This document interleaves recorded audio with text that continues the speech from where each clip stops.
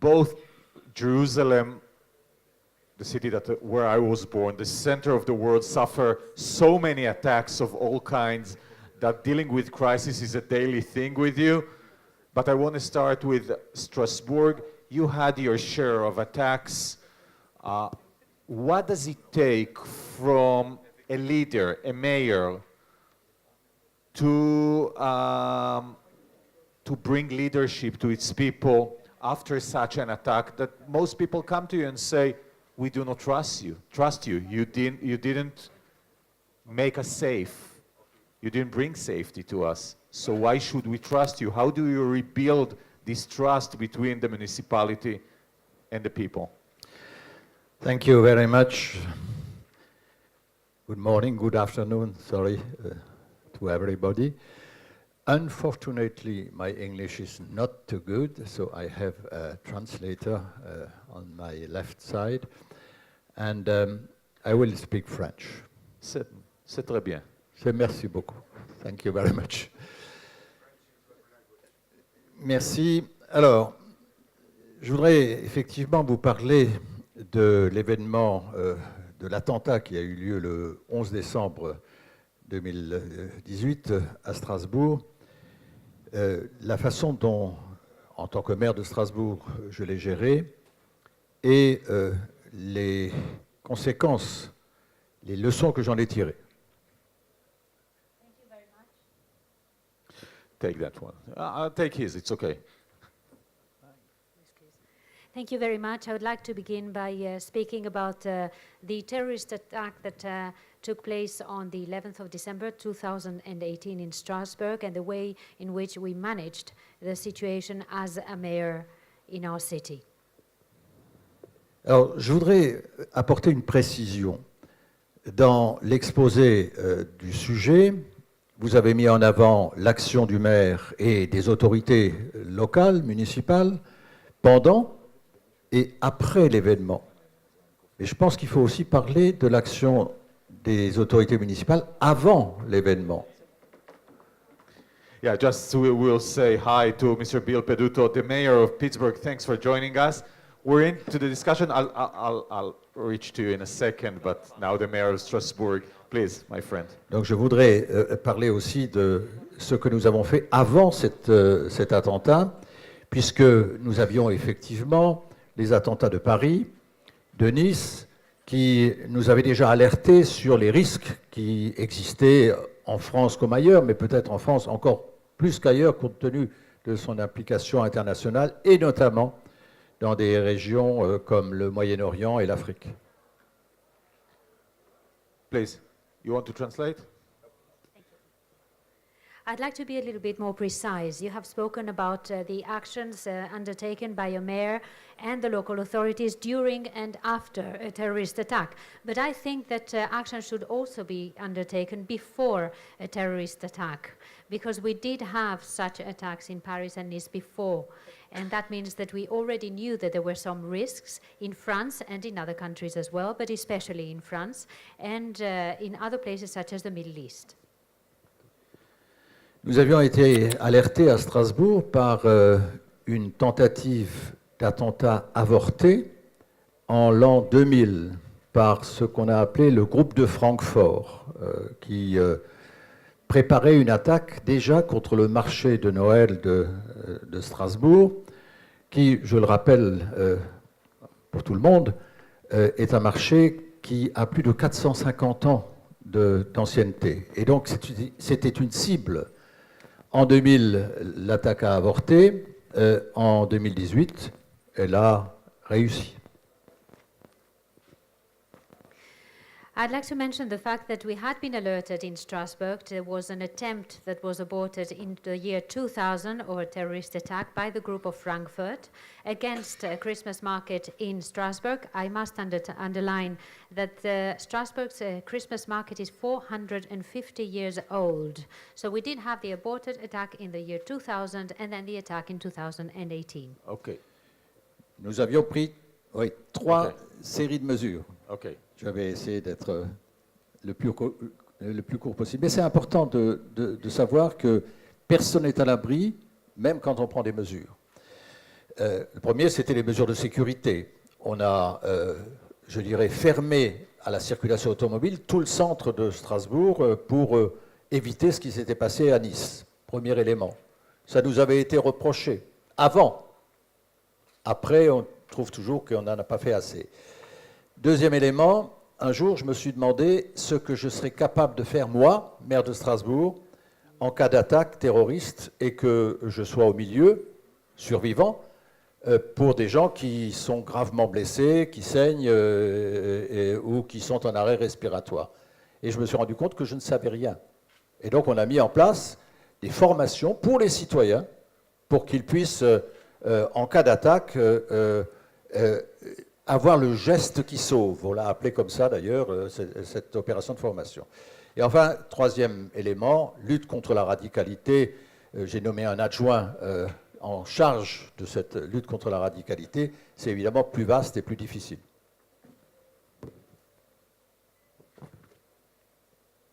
There are three kinds of measures that we have undertaken, and I'll try to be as brief as possible. First of all, it is important to understand that nobody is safe even when you have been taking measures beforehand. The first thing we did, of course, was to close the area to vehicles, traffic, to avoid anything like what had happened in Nice. Obviously, it's easy to say afterwards that not enough has been done, but we did try to avoid that. And then I thought to myself, if there was an attack and I myself personally was in the middle of it, would I be able to help the people that had been injured? And I realized that I could do nothing for them because I wasn't trained for it. So we created a program for French citizens called A Gesture That Saves, which trained people in order to be able to help injured persons in case of a terrorist attack. And the third kind of measure that we took is to fight against radicalism, but that, of course, is a much broader and much more difficult issue. OK. Alors, je ne sais pas si je dois continuer à parler de ce que j'ai fait pendant et ce que j'ai fait après. À vous de dire. Après. Alors, should I continue to speak about what I was doing? No. I want to let the other speakers take part as well. Mr. Mayor Peduto, you've had your terror attack in Pittsburgh a few months ago, aimed at an Israeli Jewish synagogue, etc. How do you rebuild? First of all, how do you manage such an incident? And B, how do you rebuild the confidence of your citizens within your the municipality and your leadership? How do you get the people to believe in you again, to believe in your abilities, to rebuild this connection, which is essential in each and every city, obviously in yours? Well, the first part is, how do you manage a situation? There isn't really a guide to do so. And the best advice that I received came from other mayors. The mayors of Oakland, California, who faced a catastrophe with a building that caught on fire that killed over 30 people.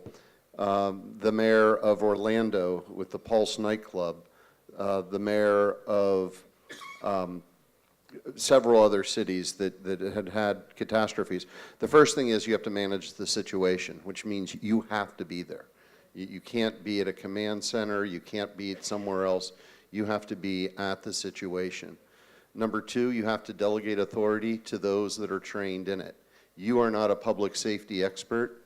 You hire people that are, and you hire the best at a time of crisis. It is their time to be able to show why they were hired. Third, you have to make sure that it is clear to everyone at that site who is in charge, especially if there's multi-jurisdictions. In the case of Tree of Life, we had the city officials, we had the county officials, we had state officials, we had the FBI and federal officials. And it was very clear at the very beginning that this was an active shooter within the city of Pittsburgh's borders, and the Pittsburgh police would be in charge, even though the FBI and others were there. And until the situation was clear, until the shooter was removed from the building, and then the building was swept to make sure that there was nothing that was left behind, until that situation occurred, Pittsburgh police would be in charge, and then there was a consideration over who should prosecute. At that point, when you are just at the very infancy of a situation, there will already be people who are trying to decide, I'm in charge. So in this case, it would usually be prosecuted through the state by the district attorney. However, we had enough evidence to know that this was a hate crime, not simply because it happened at a synagogue, but because of what the person was posting and saying while in the building, and immediately authority went to the federal officials, the FBI and the U.S. attorney, over the district attorney who wanted that case.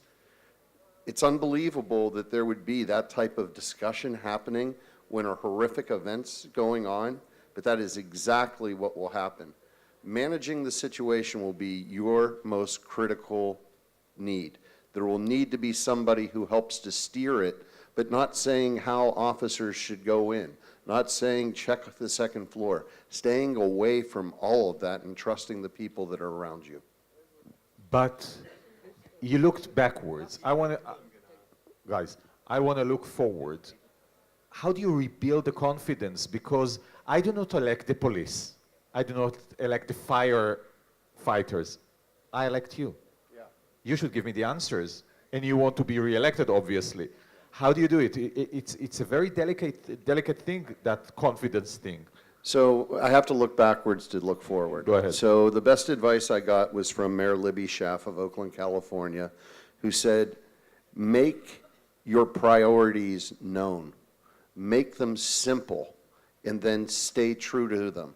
So as the situation was going on, in my mind I was thinking, what is our number one priority? And it was take care of the victims, take care of their families. What's the second priority? Make sure that the wounded heal. What's the third priority? Take care of the Jewish community that is under attack. What's the fourth priority? Take care of the greater community. So my role became, how do I make people feel safe?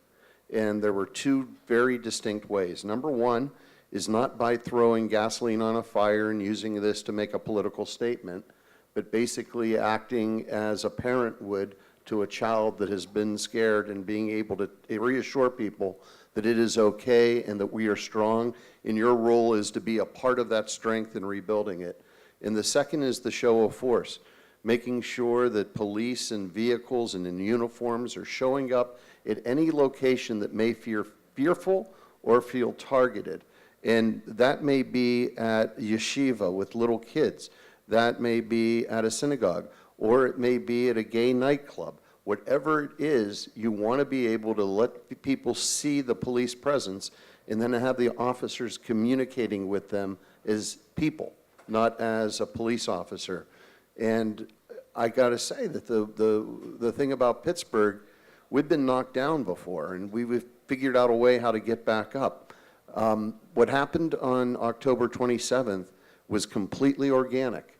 As I sat there in the rain, and as the incident was still going on, I looked across the street to the next intersection, and I saw my friend Wazi Muhammad from the Islamic Center of Pittsburgh.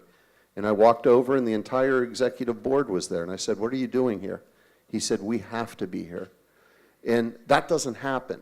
That's decades of interfaith dialogue that have it, and then when that crisis happens, that community pulls together. A mayor alone cannot do it. It takes a community to pull that community together. Great.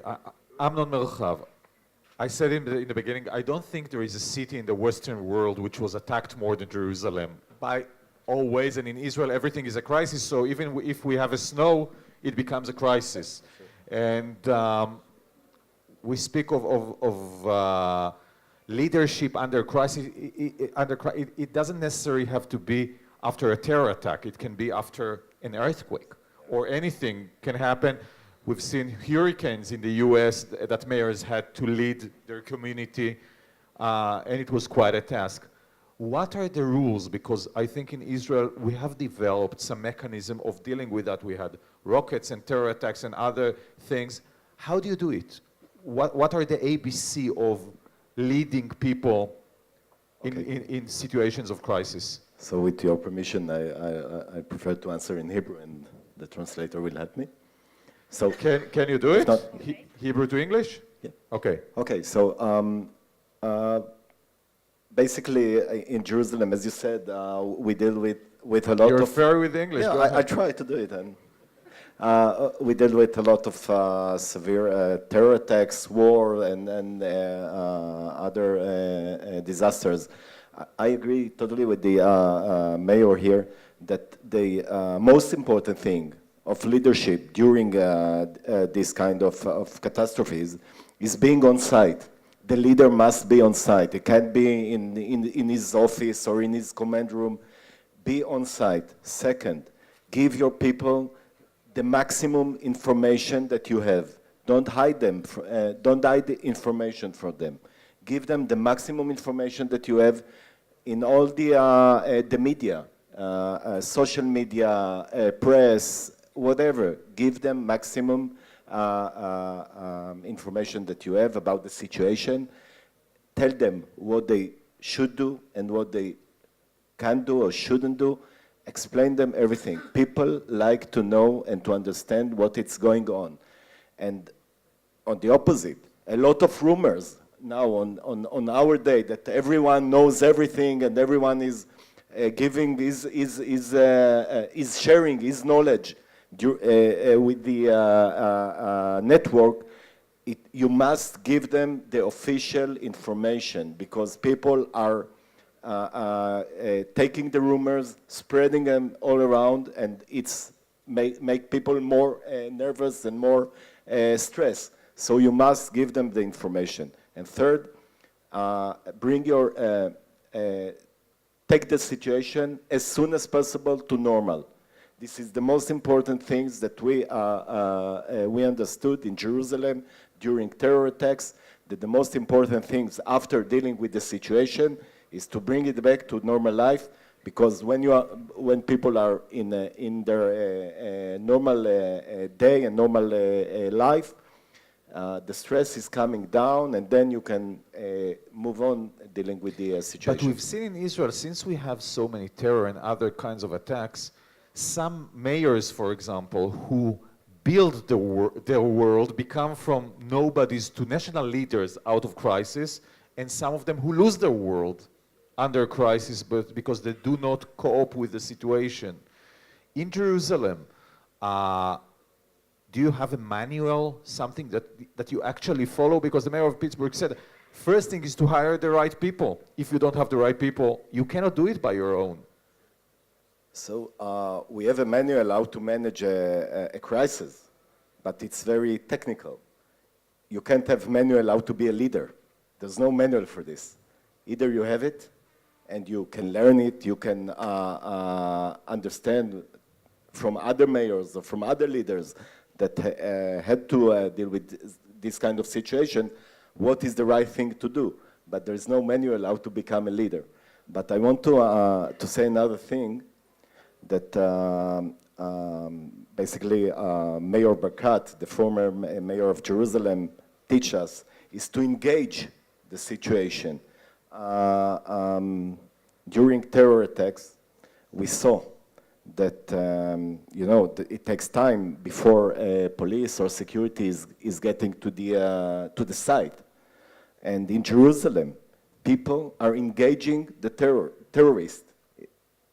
Actually, that's what they're doing. He did it himself. So, yeah, he did it himself, and also some other civilians in other terror attacks. They engage as so. Of course, in Jerusalem, in Israel, people are well trained. More trained, yeah. Are more and trained. equipped. But we saw that when you are engaging as a leader and as you are participating in managing the site, it helps to take over the terrorists and the situation. So, Mayor Peduto, I want to take it back to you.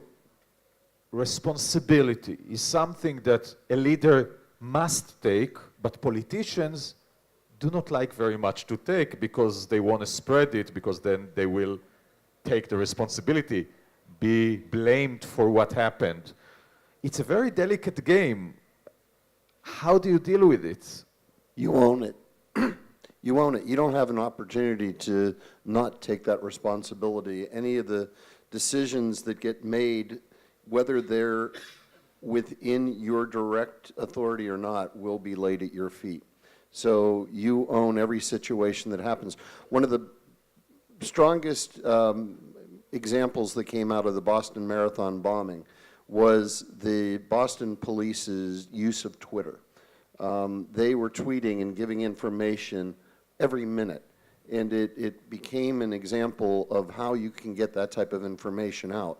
And on the site, while we were, the situation was still active, our public information officer had his cell phone out for so long and it was raining that his cell phone became waterlogged and the buttons wouldn't work and we couldn't get that information out. You don't think about something like take an extra cell phone, but you have to have an extra cell phone.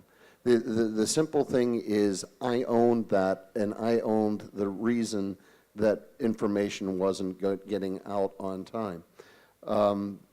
There were smaller other lessons that were learned during that situation, and one of them that happened as well was both the United Jewish Federation and the FBI were setting up centers for the families to find out if they had lost a loved one. And there was a miscommunication very, very early on.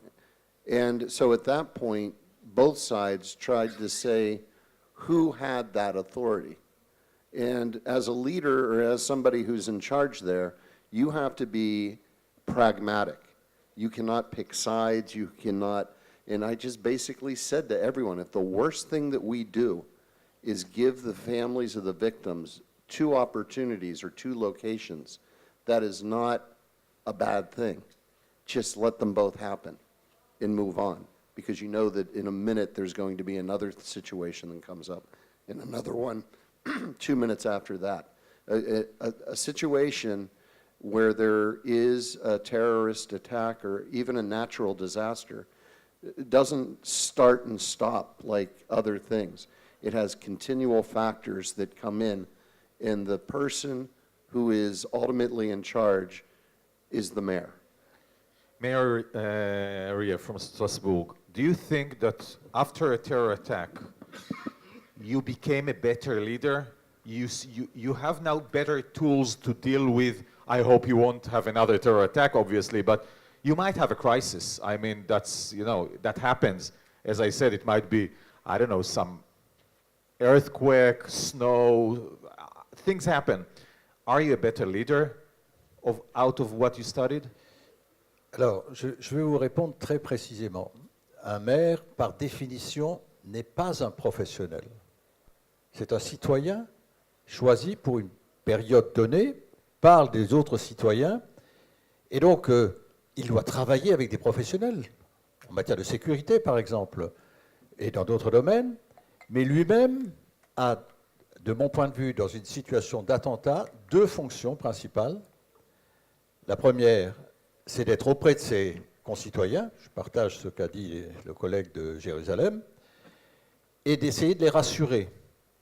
Mais en ce qui concerne Strasbourg, pendant 48 heures, le terroriste était dans la nature. Et donc, j'ai dû faire attention à ne pas les rassurer au point de les exposer. Parce que les gens me demandaient, mais où est-il?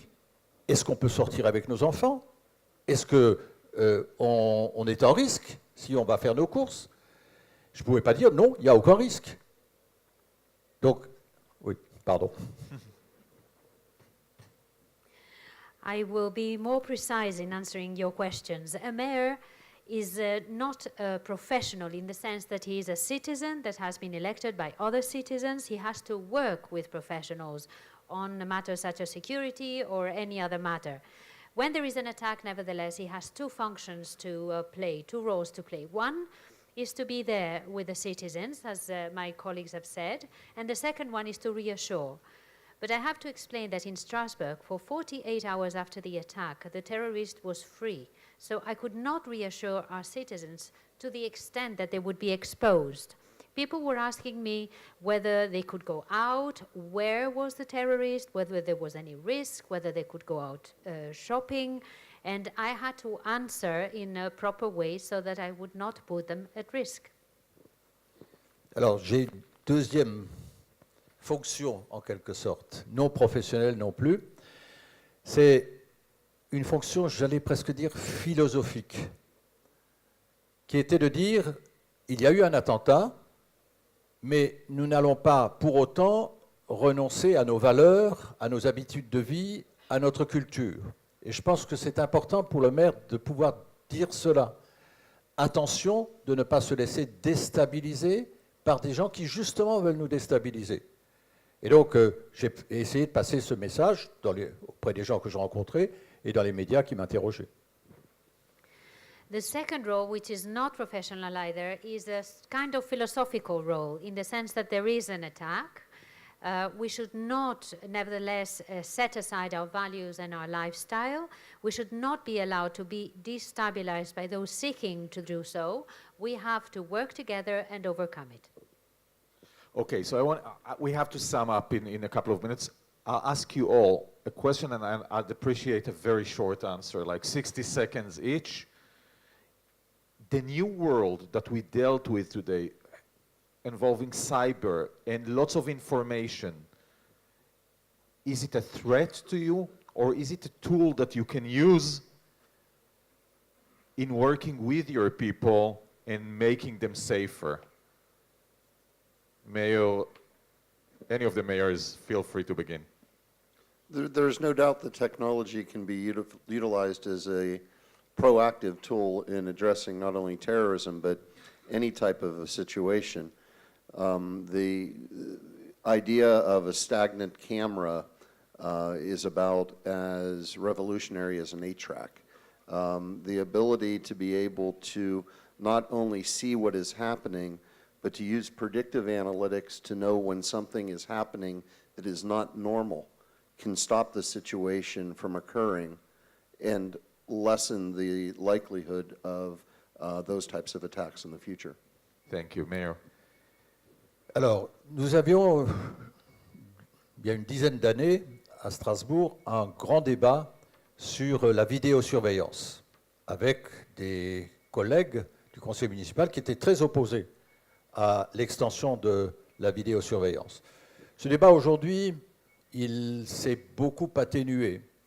Mais je dois dire que moi-même, je suis effrayé, parce qu'à Strasbourg, nous avons le centre de renseignement Schengen, avec des dizaines d'ordinateurs qui fonctionnent 24 heures sur 24, 365 jours par an, pour récolter les datas, les informations sur les migrants, sur toutes les migrations à l'intérieur et à l'extérieur de l'Europe.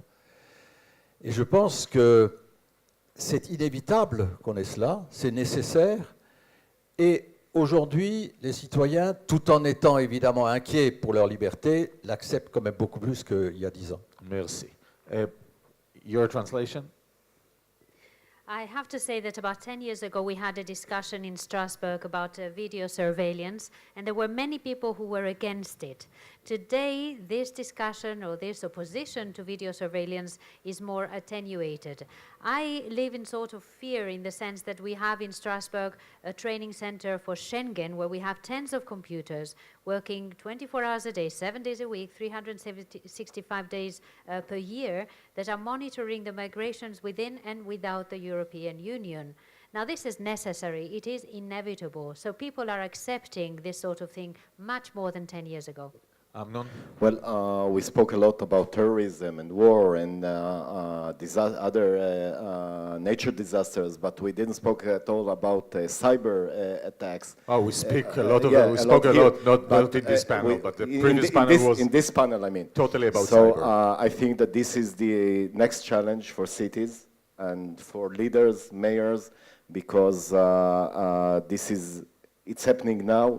I don't remember if a city suffered a cyber attack, but sure it will happen, and we have to be aware about it and to think how we prepare our cities to cyber attacks. And for sure, everything now it's reality. You see everything on time, on spot, and leaders, mayors should know how to use the technology to manage their cities. Thank you all. Thank you for coming and enjoy Israel. We have a great state. Thank you.